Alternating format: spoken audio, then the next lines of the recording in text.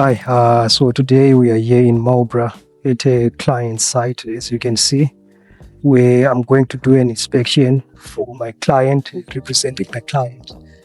The contractors have already dug up and examined the foundation footings. Today, what I'm going to be inspecting is the reinforcement cage, if the excavation depth has been reached, and the type of materials that were excavated, to make sure that my client is getting the best out of the money that he paid for this project. And I'll be explaining as I move along with this video exactly what to look for, what I'm looking for. And with me right here, I have a checklist that I'll be going through, and I will show the checklist on the screen right now. And as I go through, I'll be ticking yes, no, and giving my recommendations on the things that need some rectification.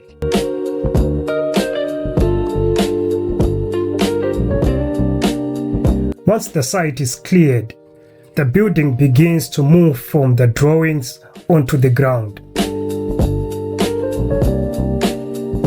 This site lies in an area with expansive or reactive soils. In geotechnical engineering, we call them problematic soils, and for a good reason. These soils tend to swell during rainy seasons and shrink in the dry season.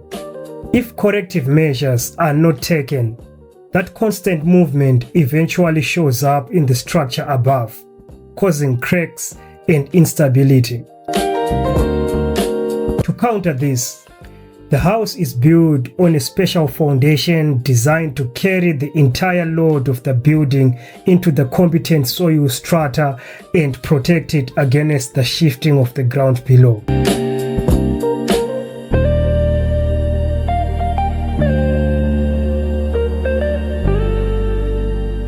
I have made a comprehensive video on special foundations, and I will leave the link below. Be sure to check it out after watching this video.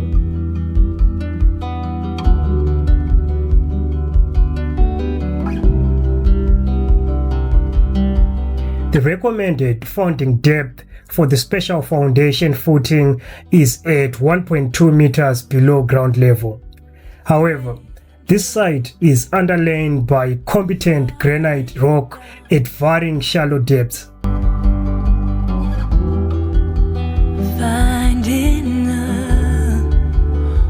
Granite is the perfect material to support structural loads, and its presence here provides a natural advantage for the stability and durability of the foundation.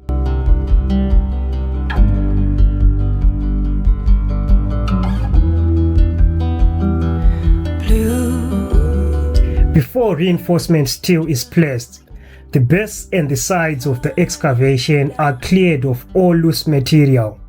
This careful preparation ensures that the foundation rests on firm ground, free from debris, and that could weaken the bond between the soil and the concrete.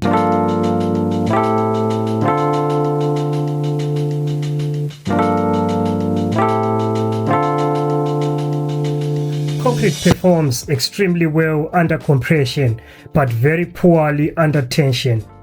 This is where steel becomes critical. Working together with the concrete, the steel resists the tensile forces generated by the bending stresses. For this system to perform, the reinforcement must be of high quality, free of cracks, the correct diameter is specified in the structural design, and completely free of rust.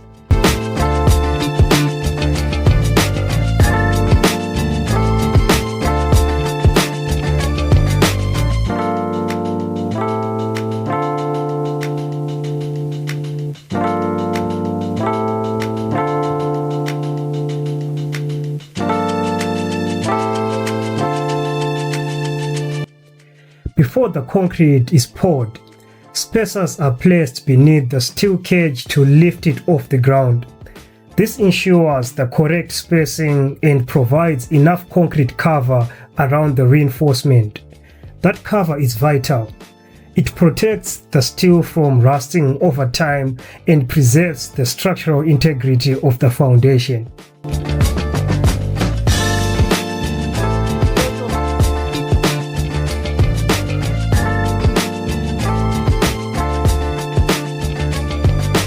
The concrete poured for the footing base is made with good quality coarse and fine aggregates.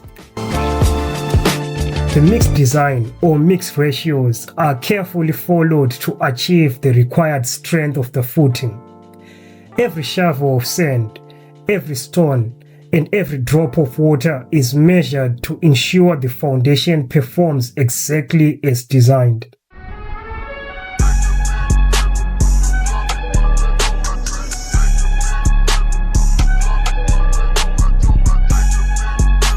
The concrete poker, also known as the internal vibrator, is essential during pouring.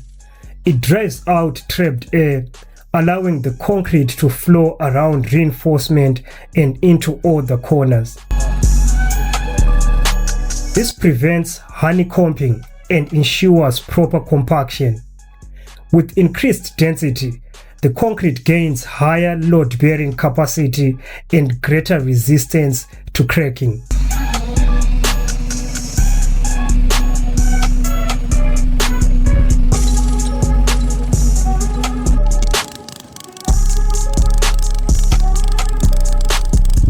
After the foundation footing is properly cured, the shuttering of the foundation column is carefully erected. Timber formwork rises like a skeletal frame, precisely aligned with the engineer's drawings. Each location is checked for stability and bracing, ensuring that when concrete is poured, the columns hold their shape without distortion or leakages. This accuracy is critical. If shuttering fails, the columns will not connect properly with the foundation beams.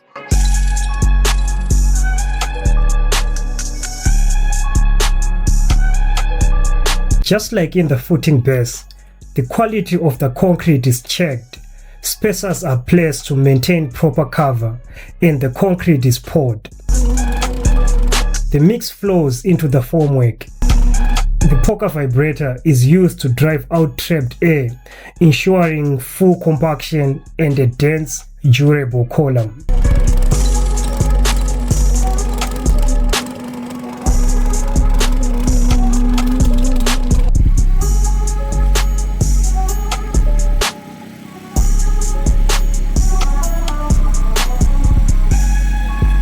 The same procedure is repeated for the foundation beams. Reinforcement steel is placed, formwork is erected, and the concrete is poured and vibrated. These beams tie the entire foundation systems together, locking columns and footings into one solid unit. By transferring the load of the building safely into the ground, the beams ensure stability and strength for the entire structure above.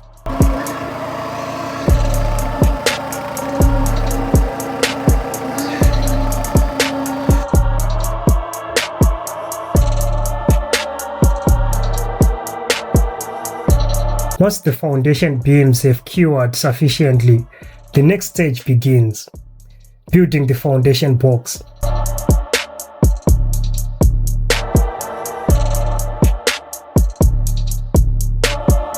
The highly expansive cotton black clay is excavated to the required depth, and the void is backfilled with important engineered fill. This process replaces the problematic soil with stable material, ensuring the foundation can safely carry the loads of the structure above.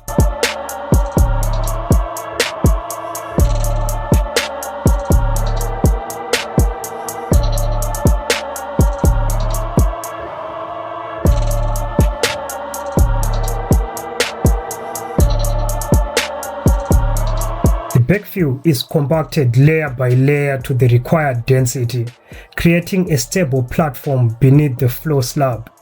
Each pass of the compaction equipment locks the engineered fill into place, ensuring uniform strength and preventing future settlements.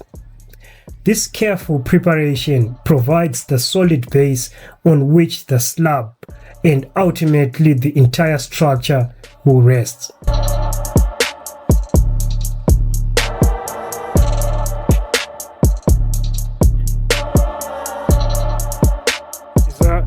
Itu furoka paper.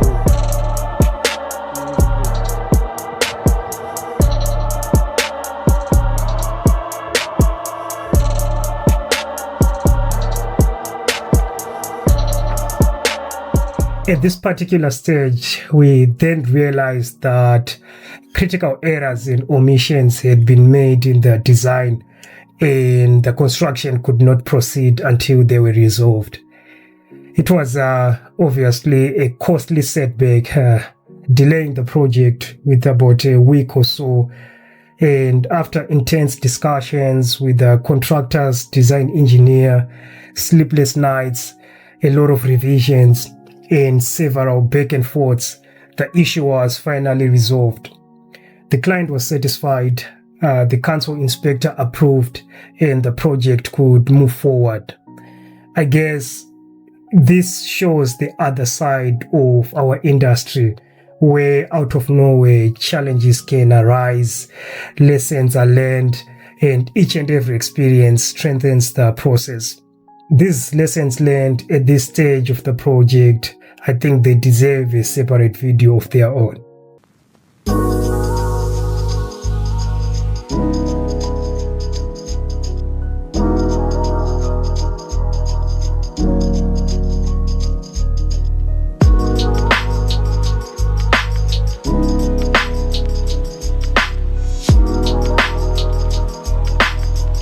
With backfill compaction completed, another termite poisoning application is carried out, and a waterproof membrane is laid across the foundation box.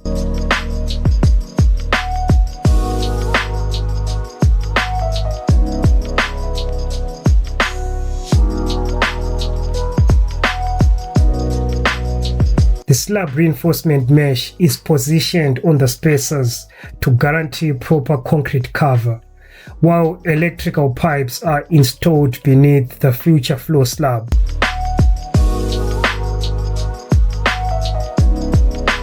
Unlike foundation reinforcement, the slab mesh is designed to control cracking caused by shrinkage and movement within the slab itself.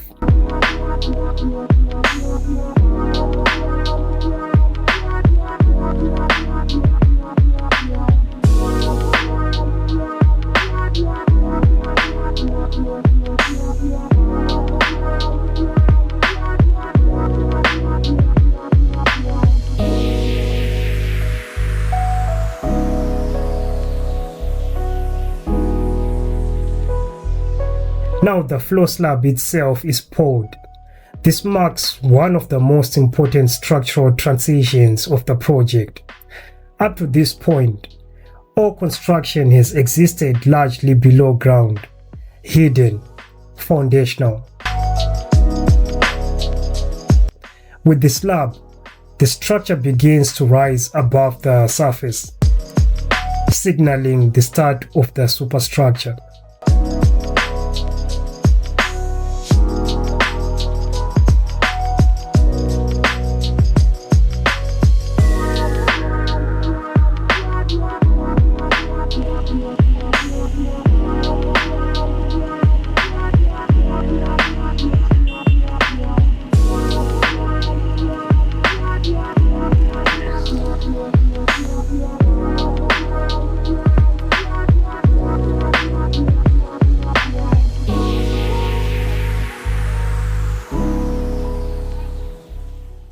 So, this marks the end of part 1 of this project.